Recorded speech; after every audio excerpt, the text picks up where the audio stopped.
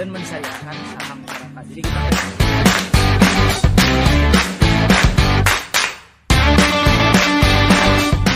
beda sama Jakarta, orang Bandung tuh investasiin buat sekolah anak. golf itu something new gitu. Kupu-kupu mungkin Ayahku tuh satpam gitu kan.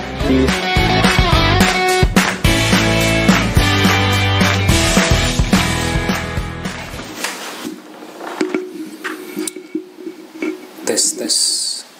Assalamualaikum warahmatullahi wabarakatuh. Selamat pagi, siang, sore, atau kapanpun waktu yang teman-teman pakai untuk mendengarkan podcast ini. Kembali lagi bersama saya Panji di podcast Ngobrol-Ngobrol Bisnis. Sekarang itu tanggal 10 Juli 2020, persisnya jam 18.37 habis maghrib tadi ya.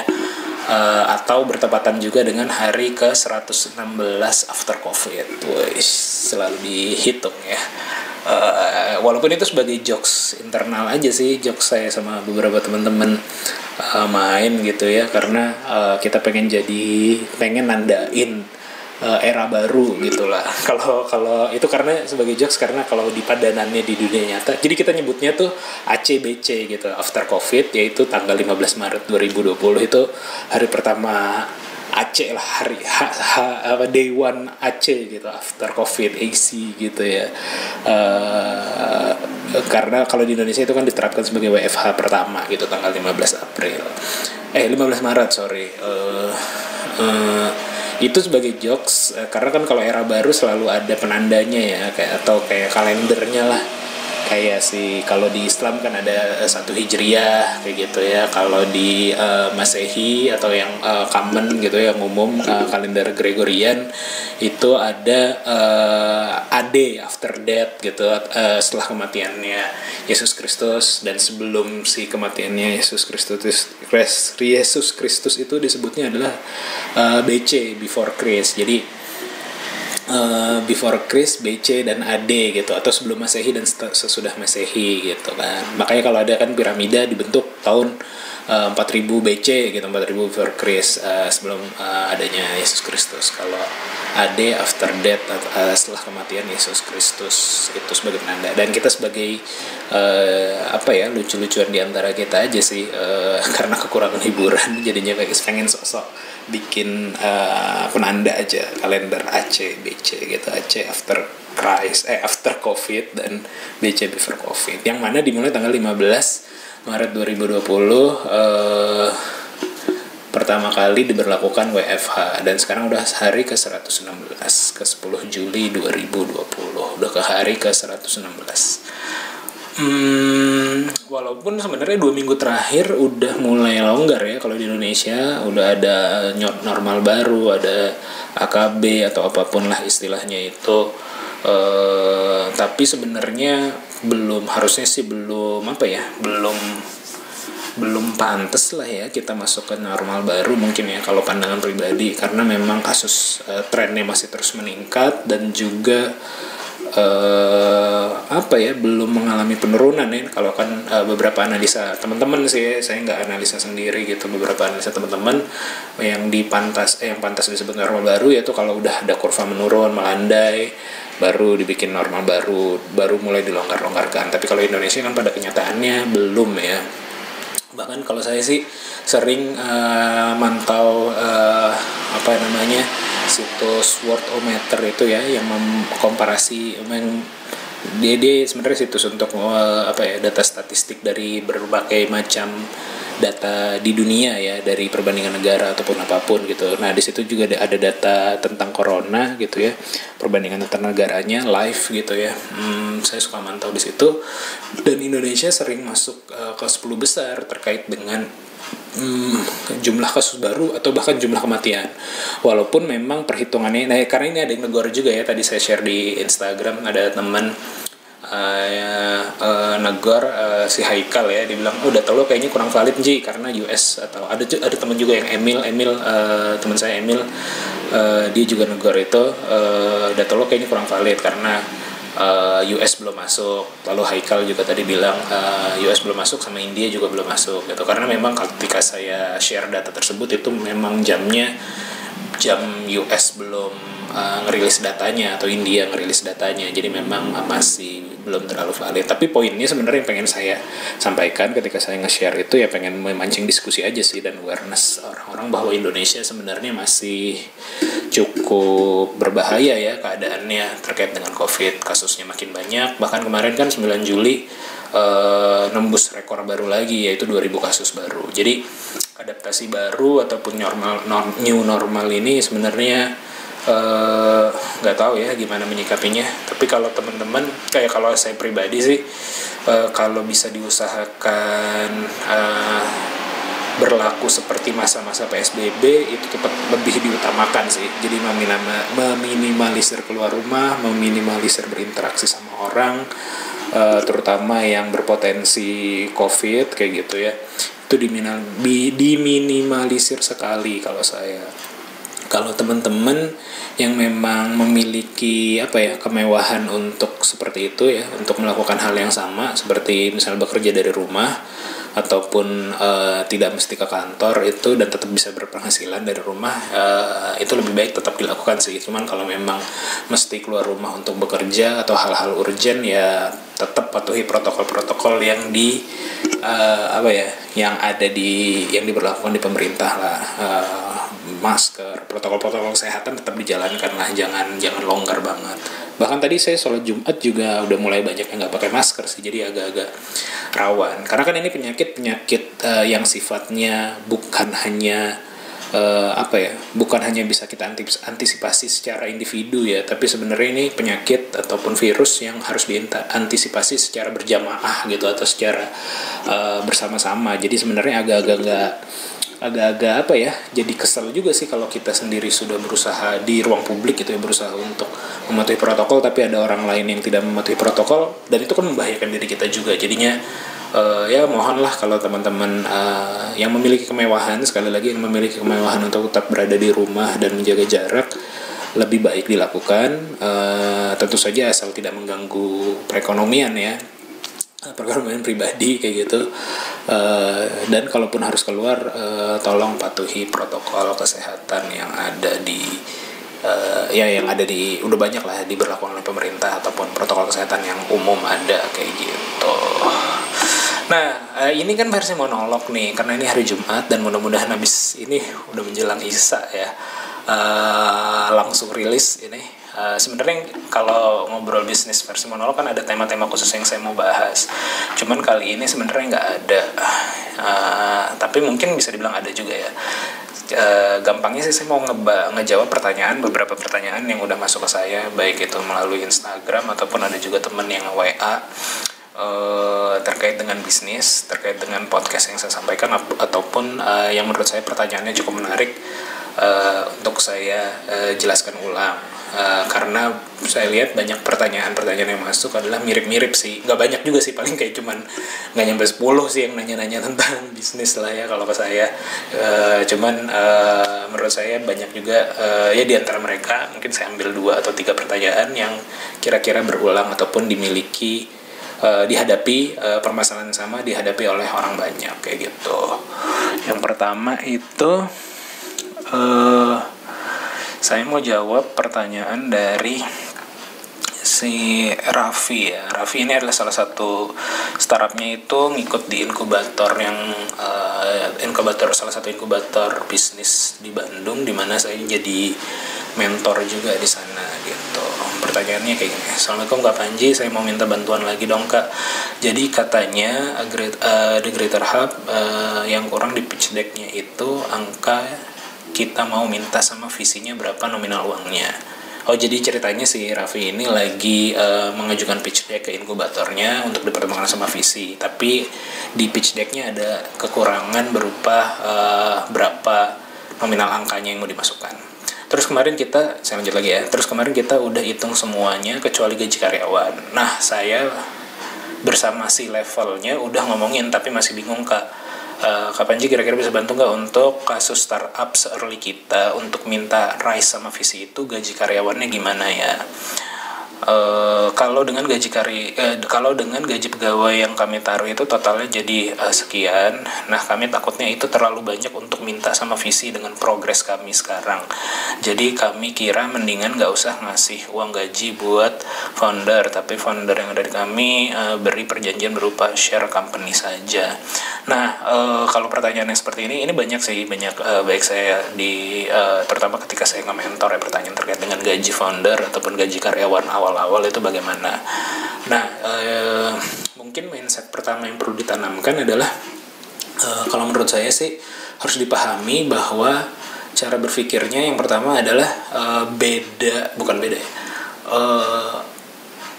karyawan itu berhak atas gaji, atau pegawai itu atau pekerja itu berhak atas gaji, dan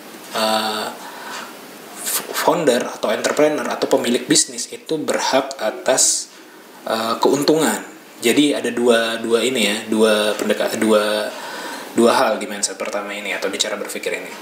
Karyawan, saya refresh lagi ya, karyawan itu haknya adalah gaji, founder ataupun pemilik bisnis ataupun entrepreneur haknya adalah keuntungan dari usaha tersebut gitu. Kalau yang keuntungan sangat dependable, berarti kan tergantung keuntungannya berapa, itu adalah haknya dibagi gitu. Kalau gaji itu tidak tergantung atau independen terhadap berapapun keuntungan perusahaan. Nah itu mindsetnya ya. Jadi kalau karyawan itu berhak atas gaji, kalau pemilik bisnis itu berhak atas keuntungan atau bagi hasil atau sisa hasil usahanya nanti di akhir. Nah, kalau entrepreneurnya atau pemilik bisnisnya juga bekerja di perusahaan tersebut sebagai karyawan, karena mau nggak mau pasti pemilik bisnis ketika menjalankan bisnis awal-awal pasti bekerja di perusahaan tersebut juga. Makanya sebenarnya secara akuntansi maupun secara kerapihan keuangan lah ya sebenarnya, pemilik bisnis yang bekerja juga di perusahaannya itu mendapatkan dua hak, yaitu ketika dia bekerja di situ sebagai karyawan, dia juga mendapatkan gaji juga, dan ketika di akhir tahun ataupun di akhir bulan ataupun di akhir periode tutup bukunya, dia berhak atas sisa hasil usaha atau keuntungan kayak gitu. Contohnya misalnya saya mendirikan perusahaan A ini gitu ya. Saya juga bekerja di sini sebagai misalnya CEO gitu di perusahaan A ini. Makanya saya berhak atas gaji saya sebagai CEO, dan mungkin di akhir tahun share keuntungan saya terhadap sebagai saya pemilik atau pendiri si perusahaan ini gitu. Jadi pasti harus digaji sih kalau sebagai karyawan. Bagaimana kalau si perusahaan ini belum mampu menggaji? Nah itu banyak sih strateginya. Yang paling sering saya lakukan atau yang paling umum ya gajinya dihutangkan dulu. Jadi yang teman-teman mesti lakukan ketika misalnya ngelihat cash flow perusahaan belum cukup, misalnya di awal nggak apa-apa, yang penting karyawan gajian dulu. Ketika lagi mendirikan gue nggak usah digaji dulu, itu tetap digaji, ditulis di keuangannya tetap digaji, tapi tertulisnya terhutang. Ini menjadi penting karena kalau teman-teman tidak menghitung kapasitas diri teman-teman sebagai pekerja di perusahaan yang teman-teman dirikan sendiri, nanti jadi nggak rapi tuh keuangannya. Misal satu bisa terjadi, dan ini sering banget terjadi, atau beberapa kali saya temukan kasus ini di perusahaan-perusahaan yang saya mentoring juga di dalamnya kayak gitu ya. Mereka sering prive atau ngambil uang perusahaan atau ngambil keuntungan dari perusahaan tidak pada waktunya untuk kepentingan pribadinya kayak gitu. Ada beberapa perusahaan di Jakarta juga yang melakukan kayak gini, yang saya kebetulan pernah diskusi atau jadi mentor di dalamnya kayak gitu ya. Nah ini bahaya karena nanti jadinya kita nggak kelihatan progres bisnisnya, nggak kelihatan track record bisnisnya seperti apa. Itu bisa jadi jadinya nggak transparan ataupun jadinya nggak bagus lah secara pembukuan kayak gitu. Itu bisa terjadi. Dan yang kedua adalah ketika kita menjalankan bisnis, dan ini pernah juga terjadi sama saya ketika saya menjalankan bisnis lalu saya tidak menghitung gaji saya di dalamnya. Ini akan masalah ketika taruhlah saya nggak prive gitu ya, tapi ini akan masalah ketika saya mau mentransisikan fungsi saya ke orang lain. Misalnya di perusahaan yang saya dirikan tersebut, di awal-awal saya memposisikan diri sebagai CEO di situ. Tapi pada sekian waktu udah berjalan, saya rasa saya nggak perlu jadi CEO lagi lah. Untuk itu saya hire orang untuk menggantikan saya sebagai CEO di perusahaan yang saya dirikan tersebut. Ini akan masalah karena selama ini saya tidak menggaji diri saya, sehingga beban perusahaan yang saya dirikan ini tidak pada beban maksudnya cost ya, cost pengeluaran bulanannya tidak real karena tidak menghitung pengeluaran saya gitu, tidak menghitung gaji saya. Sedangkan tadi ketika mau transisi saya harus meng-hire CEO baru yang menggantikan diri saya, di mana dia nanti menjalankan fungsi CEO dan harusnya digaji secara full. Jadinya nanti analisisnya jadi kacau gitu. Harusnya selama ini udah berjalan 3 tahun gitu misalnya, oh ya cash kita bagus, profit kita bagus dan segala macam, tapi ternyata saya tidak menghitung gaji saya. Tapi ketika saya menghitung gaji saya atau menghitung gaji CEO yang akan menggantikan saya, itu jadi kacau tuh keuangannya. Oh ternyata bebannya jadi segini, ternyata keuntungan akhir tahunnya jadi tidak terlalu menarik nih misalnya karena menghitung. Jadi teman-teman, menurut saya sih mindset ini harus ditanamkan ya untuk teman-teman entrepreneur pemula, bahwa ya itu usahakan sebaik mungkin tetap menggaji diri. Kalaupun tidak sanggup ya ditulis terhutang saja, atau ya ditulis minimum aja gajinya berapa gitu. Besarannya pun sangat bervariasi ya. Yang saya tahu ada salah satu startup di Bandung sekarang sudah besar sekali ya, startup game gitu. Foundernya di awal ada belasan. Di awal mereka menggaji diri mereka per bulan hanya 50.000 gitu. Yang penting untuk pencatatan saja dicatat kayak gitu. Atau yang terkenal juga kan kayak Google gitu. Dulu ketika foundernya masih jadi CEO, dia mencatatkan gajinya hanya $1 gitu per bulan. Dan itu yang penting tetap tertulis gitu, terstruktur, sehingga ya tadi hak dia sebagai karyawan atau pekerja di dalam perusahaannya sendiri juga terpenuhi, dan hak dia nanti di akhir tahun sebagai founder atau pemilik juga terpenuhi. Besarannya pun bervariatif tadi ya. Kalau yang paling ideal ya UMK, kalau enggak ya based on kebutuhan aja. Kalau masih mahasiswa, ya kalau kebutuhan bulanan ini hanya berapa juta gitu, atau 1 juta atau nggak nyampe 2 juta gitu ya, ditulis segitu aja. Yang penting memenuhi kebutuhannya sendiri kayak gitu. Lalu bagaimana kalau mau investor kayak gitu? Apalagi dengan investor itu harus dituliskan, menurut saya ya. Karena tadi itu mindset pertamanya. Kalau mindset keduanya, cara berpikir antara entrepreneur dengan investor itu sangat berbeda. Ya paling nggak kalau nggak sangat, ya cukup berbeda lah ya. Terkait dengan gaji ini terutama, kalau kita sebagai entrepreneur gitu, kita ngerasa bentuk komitmen kita atau bentuk kerelaan kita menjalankan bisnis, atau komitmen lah ya, bentuk komitmen kita untuk menjalankan bisnis dengan tidak digaji itu adalah komitmen. Misalnya ketika saya menjalankan perusahaan A ini, oke, gue nggak mau digaji dulu nih sekian bulan gitu, yang penting bisnis ini bisa jalan. Itu bahasa kita gitu ya, bahasa kita sebagai entrepreneur, kita melihat ini, menjalankan bisnis ini tanpa digaji itu sebagai komitmen gitu. Ya itu bisa jadi komitmen kita gitu ya, atau ya itu bisa jadi dipandang sebagai komitmen dari sudut pandang entrepreneur. Tapi kalau dari sisi investor melihat itu justru bukan sebagai komitmen, itu malah jadi sebagai lu gimana, malah dipertanyakan komitmennya. Kenapa? Karena kan kalau kita menjalankan bisnis, apalagi kalau udah mencari investor kayak gitu ya, investor akan bertanya, investor inginnya kita full time di sini dan komit terhadap bisnis kita. Tapi kalau di benak mereka akan timbul pertanyaan, kalau kita nggak digaji, kita mencari, kalau entrepreneurnya ya CEO-nya lah misalnya, kalau nggak digaji, lo nyari duit untuk menghidupan lo dari mana? Mereka akan bertanya seperti itu gitu.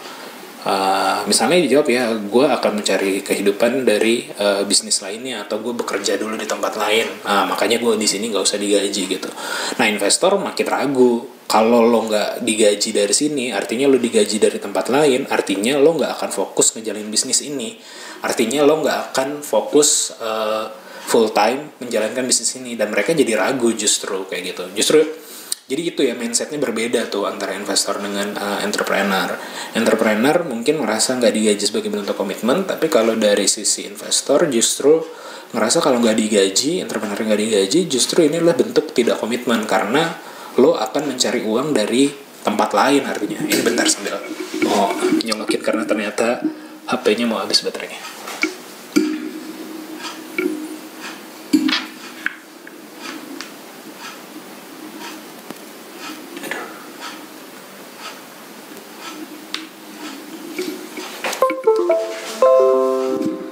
Ya, lanjut lagi ya. Jadi kayak gitu, itu sih yang mesti difahami ya. Jadi kalau mau nyari investor, tulis aja gajinya berapa yang sesuai dengan kebutuhan atau based on UMK aja. Dan mindsetnya harus tanamkan itu. Saya ulang lagi, saya refresh lagi. Yang pertama, dari sisi gaji karyawan itu berhak atas gaji, pemilik bisnis ataupun founder ataupun owner itu berhak atas bagi hasil atau keuntungan. Dan mindset kedua adalah kalau investor pasti justru malah melihat kalau nggak digaji, ya artinya kita mencari sumber penghasilan dari yang lain, dan itu adalah bentuk tidak komitmen, berbeda dengan sudut pandang entrepreneur melihat tidak digaji tersebut itu ya. Nah yang kedua, mungkin pertanyaan kedua ini ada beberapa sih, kayaknya yang mungkin masih agak-agak nyambung adalah ada kawan saya ini namanya Rifan. Dia nanya, "Assalamualaikum Panji, apa kabar? Aku baru beli sawah." Wow, mantap. Banyak duit loh, Pan. Aku mau nanya soal pinjaman syariah. Ada informasi, aku pernah tahu videomu soal syariah itu. Bla bla bla bla. Jadi begini, aku beli sawah untuk padi jagung seluas sekian. Aku ada kesepakatan dengan penjualnya kalau istriku maunya pinjaman syariah. Kalau semisal tanpa menjaminkan lahan itu ada yang tahu sebenarnya lebih ringan mana konvensional atau syariah. Jadi ini singkatnya adalah dia mempertanyakan tentang pinjaman syariah ataupun investasi untuk lahannya. Jadi dia punya lahan, punya sawah, dia membutuhkan modal untuk menghidupkan atau mengelola sawahnya tersebut lah, kayak gitu. Ini banyak sih yang bisa dibedah ya dari sini, dan mungkin pertama terkait dengan terminologi ya.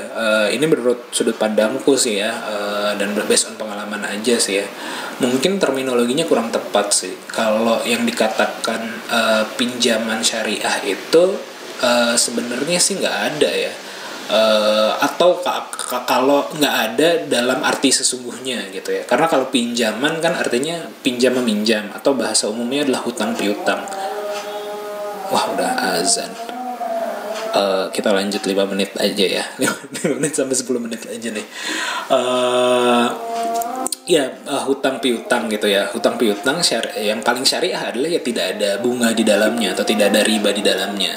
Sedangkan kalau pinjaman syariah dalam terminologi saat ini biasanya kan kaitannya sama lebih ke akad, atau mungkin bahasa yang lebih umumnya atau bahasa yang lebih bijaknya adalah pembiayaan syariah mungkin lebih tepat. Jadi mungkin secara terminologi pinjaman syariah ini tidak tepat ya terminologinya, karena kalau hutang piutang yang paling syariah dari hutang piutang adalah ya tidak ada bunga, karena hutang piutang itu atau pinjam meminjam itu sifatnya adalah sosial, dan yang namanya kegiatan sosial kita tidak mengharapkan imbal balik baik dari yang si peminjam maupun dari yang dipinjami, terutama kayak gitu, tidak mengharapkan imbal balik. Jadi rephrase-nya atau harusnya kata-katanya diperbaiki, bukan kata-katanya, mungkin konsepsi secara umum ya, karena ini banyak banget terjadi sih. Bahkan setahu saya kalau di bank-bank syariah setidaknya mereka pakai istilah pembiayaan syariah sih, tapi untuk googlingnya, untuk keywordnya gitu ya,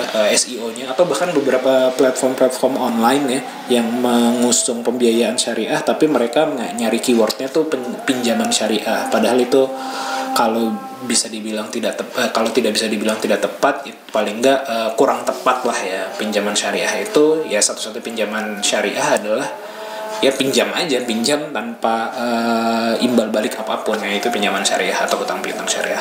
Sedangkan mungkin istilah yang lebih tepat adalah pembiayaan syariah.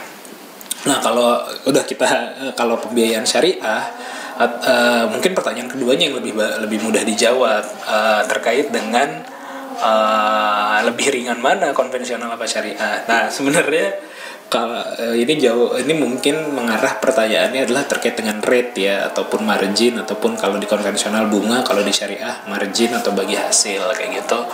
Lebih ringan mana dia sebagai mungkin yang akan meminjam atau membutuhkan biaya. Ini bisa di googling aja sih kalau menurutku. Karena lebih ringan mana itu bisa di googling, tapi yang pasti sih lebih ringan secara hati yang syariah tentu saja, karena kalau secara syariah kan kalau yang Islam pasti tidak terbebani dengan dosa gitu, jadi pasti lebih ringan gitu sih. Secara hati lebih ringan lah. Kalau secara rate-nya nanti mungkin bisa di googling aja. Ya itu ya, pembiayaan syariah. Kalau pertanyaan apakah bisa dicari tanpa menjaminkan lahan, kalau butuhnya modal kerja, biasanya sih kalau mungkin ini juga ya, satu mungkin tadi ya kita udah membedah antara beda hutang piutang atau pinjaman dengan pembiayaan, tapi juga harus mungkin sebagai menjawab pertanyaan ini juga perlu saya bedah bedanya pembiayaan dengan investasi. Nah ini juga sering orang salah kaprah nih antara pembiayaan dengan investasi, baik dari sisi entrepreneurnya maupun dari sisi investornya. Ini sering salah kaprah gitu ya. Pertama kalau kita ngomongin ya ini juga sih ada pengalaman lucu ya, bahkan kayaknya sebulan yang lalu saya ngikut conference atau seminar gitu ya, seminar online. Nah salah satu pembicaranya yang katanya adalah pendiri atau bukan pendiri sih, bikin inkubator kayak gitu lah, inkubator kayak gitu ya. Dia bikin inkubator. Ada salah satu peserta yang nanya kalau model startup yang dia bina dapat keuntungannya dari mana gitu. Nah si pembicara tersebut dia bilang kita dapat keuntungannya dari investor. Nah itu lebih ngaco lagi sih. Jadi dia bilang keuntungan itu datangnya dari investor. Nah itu ngaco banget lah. Kalau kita bedah secara akuntansi ya, investasi itu masuknya ke dalam balance sheet ya, atau dalam bahasa Indonesianya tuh neraca keuangan gitu. Dalam neraca keuangan investasi itu masuknya ke equity atau ke modal gitu ya bahasa Indonesianya. Kalau teman-teman yang belum tahu balance sheet bisa di googling dulu lah. Intinya sih ada aktiva dan ada pasiva gitu, dimana komponennya yang satu adalah aset di sisi sebelah kirinya, dan di sebelah kanannya tuh ada liability sama equity. Kalau disingkat biasanya ALE tuh, ALE ya singkatannya, aset, liability sebelah aset sebelah kiri sebagai penyeimbang sebelah kiri, liability dan equity sebagai penyeimbang di sebelah kanan kayak gitu. Nah ini harus seimbang gitu. Makanya kalau investasi itu masuknya adalah ke modal, ke equity, ke kolom yang bawah gitu. Ini kalau yang dengerin di podcast mungkin nggak ngelihat tangan saya gerak-gerak ya di video, cuman nanti teman-teman bisa sambil googling sendiri lah. Ya pada intinya kalau investasi itu masuknya ke modal dan menambahnya di kas, makanya selalu seimbang tuh. Sedangkan kalau kita ngomongin profit atau keuntungan itu kan datang dari operasional kayak gitu, bukan dari investasi seperti ini. Jadi itu ngaco banget sih. Sebenarnya sih orang tersebut lagi pengen saya ajakin podcast, cuman bukan sebagai ini ya, sebagai diskusi aja sih. Satu mungkin saya bisa memperkaya diri juga, dan saya pengen mungkin kalau dia pemahamannya kurang tepat bisa saya luruskan, karena kan dia sebagai inkubator tuh takutnya malah menyesatkan yang ada di bina di bawah-bawahnya kayak gitu. Cuman belum kesampaian ya. Nah balik lagi ke pertanyaannya Rifan ini. Nah kalau tadi ya kalau kita ngomongin dari balance sheet-nya aja deh. Kalau investasi dengan pembiayaan bedanya gimana? Kalau investasi kan tadi udah jelas tuh masuknya adalah penambahan modal atau equity-nya bertambah dengan penyeimbang di asetnya bertambah kas kayak gitu ya, atau apapun lah istilahnya. Misalnya investasi bisa berupa tanah, ya berarti nambah secara nominal tanahnya berapa di aset kayak gitu, penyeimbangnya kayak gitu. Nah kalau pembiayaan itu masuknya di liability, di sisi liability-nya, bukan ke modalnya. Yang bertambah di sisi sebelah kiri ya asetnya juga atau kasnya juga bertambah kayak gitu ya, tapi penyeimbang di kanan ya bukan di equity tapi di liability gitu.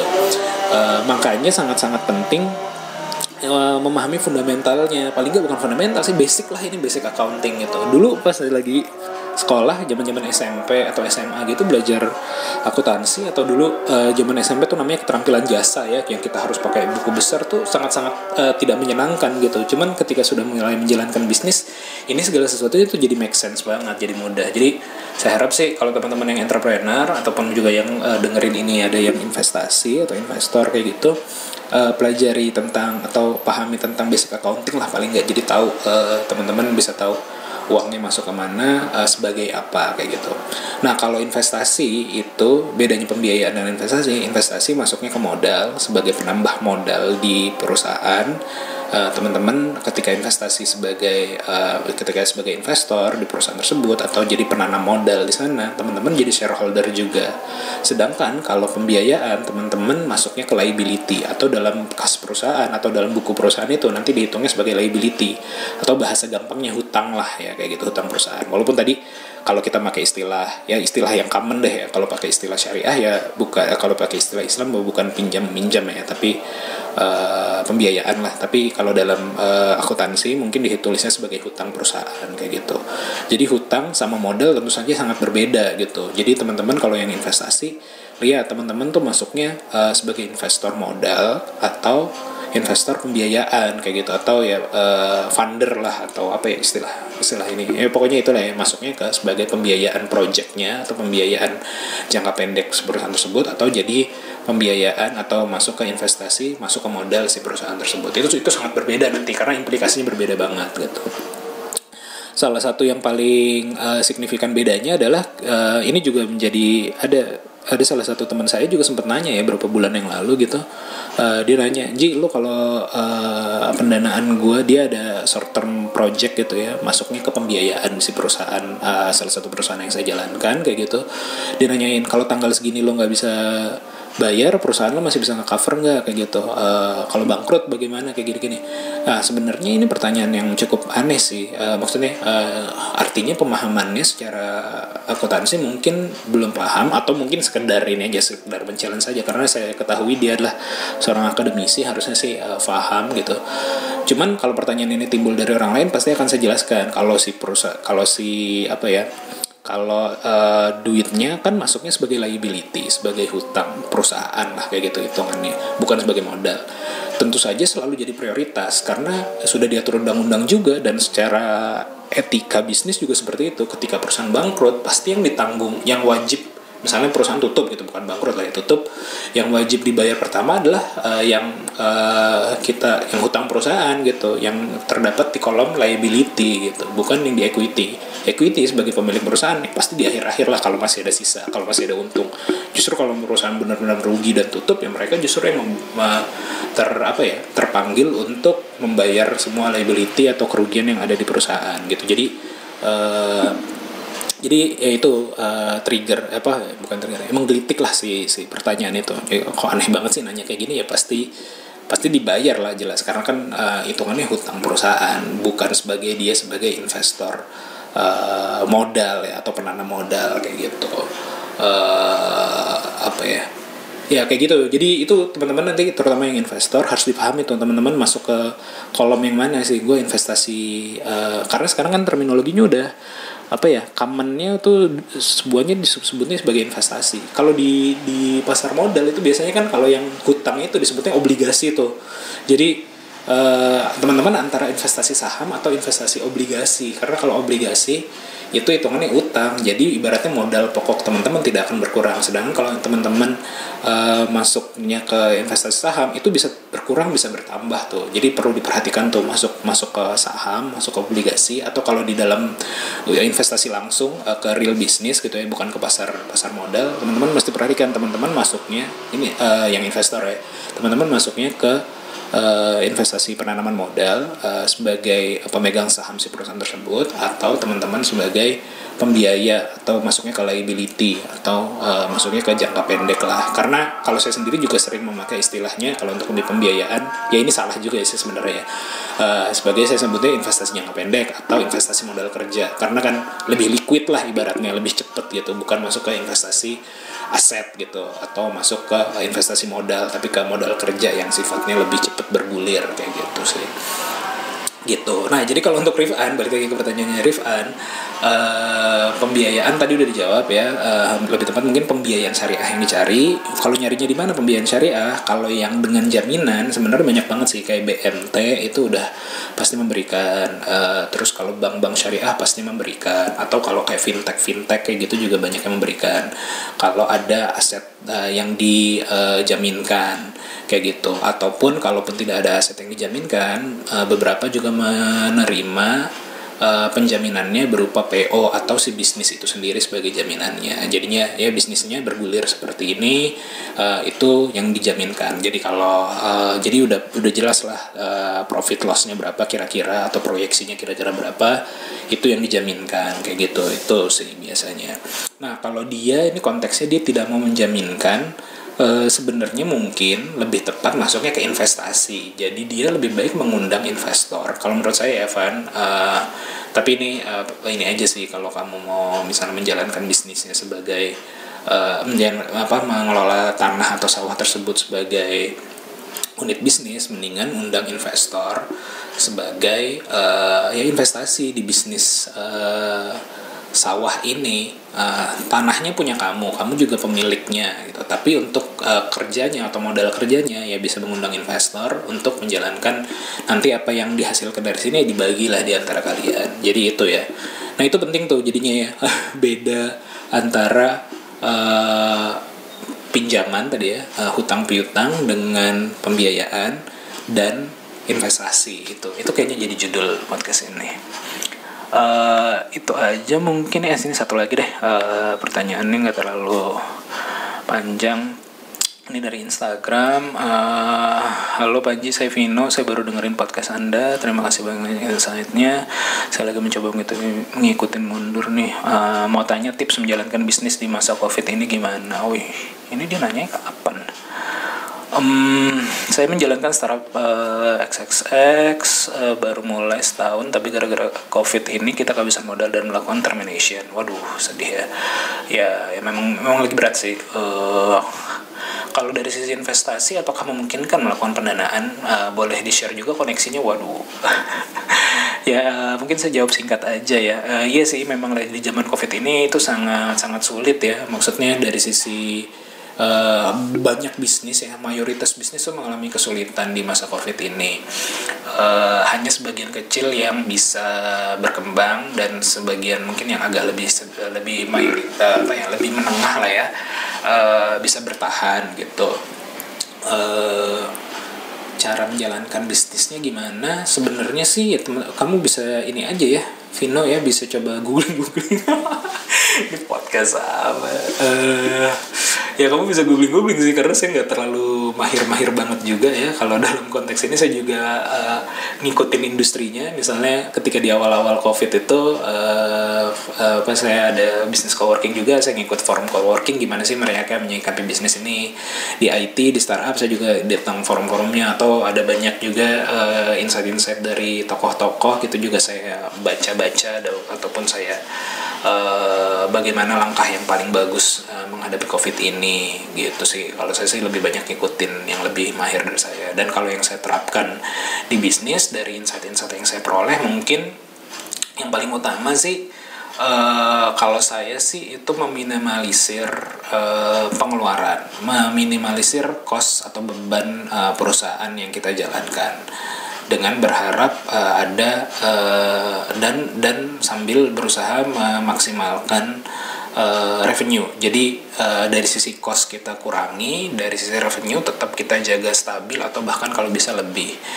Nah, yang saya lakukan kalau di bisnis saya kan kebetulan ada beberapa unit bisnis gitu.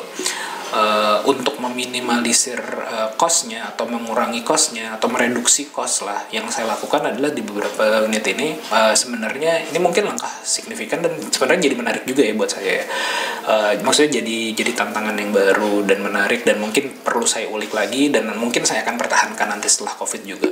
Yaitu saya bikin grup nih, atau mungkin kalau bahasa yang lebih lebih umumnya adalah saya koalisi nih, atau koalisi politik ya.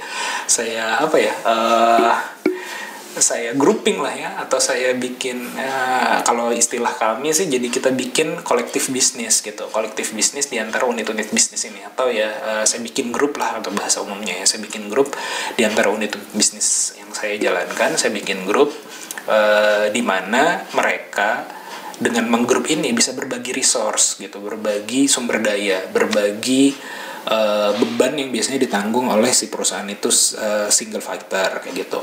Salah satu contohnya misalnya terkait dengan sumber daya resource hukum gitu, atau terkait dengan legal, urusan legal apa segala macam, atau yang lebih common mungkin urusan finance gitu misalnya. Misalnya tadinya setiap perusahaan ini meng-hire satu orang staf keuangan gitu. Dan artinya bebannya bisa jadi kalau saya ada 4 perusahaan, artinya ada 4 orang gaji tambahan kan, ada 4 orang yang mesti saya gaji untuk menjalankan fungsi yang sama. Nah, dengan bikin grup ini atau usaha kolektif ini, saya jadinya cukup meng-hire satu orang karena juga traffic nggak terlalu tinggi gitu misalnya, jadi satu orang ini bisa menghandle 4 perusahaan sekaligus gitu. Jadinya lebih lean lah. Saya mengefisienkan si perusahaan ini, saya mengefisienkan beberapa unit bisnis yang saya lakukan ini dengan membuat grupnya gitu. Jadinya lebih ya tadi secara cost lebih tereduksi.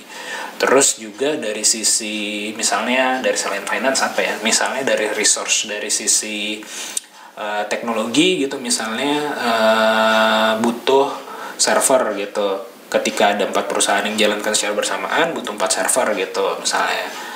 Tapi ketika saya saya bikin grupnya ini, akhirnya bisa berbagi resource. Ya udah, karena traffic juga lagi turun, ya udah resource-nya bisa dibagi untuk 4 perusahaan atau berapa perusahaan. Nah, ini sebagai contoh aja kayak gitu.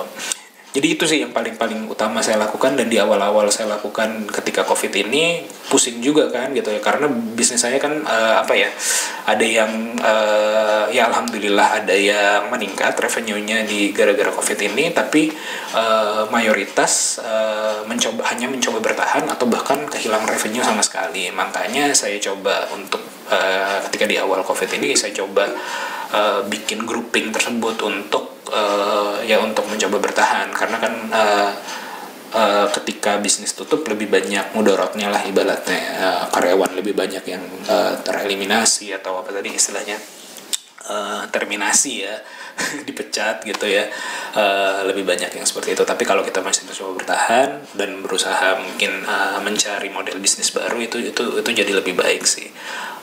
Saya rasa yang saya jalankan kayak gitu sih. Jadi meminimalisir cost-nya itu ya sebagai catatan, mereduksi cost-nya si perusahaan agar bisa tetap ramping kayak gitu. Dan ya berusaha mencari model-model bisnis baru atau sumber revenue baru yang masih inline tentu saja dengan bisnis, itu sangat bagus. Tentu saja ini bisa sangat berbeda ya langkah yang dijalankan di setiap usaha yang teman-teman jalankan. Jadi tidak bisa generalisir apa yang saya sampaikan tadi, tapi mungkin utamanya tadi ya, merampingkan pengeluaran.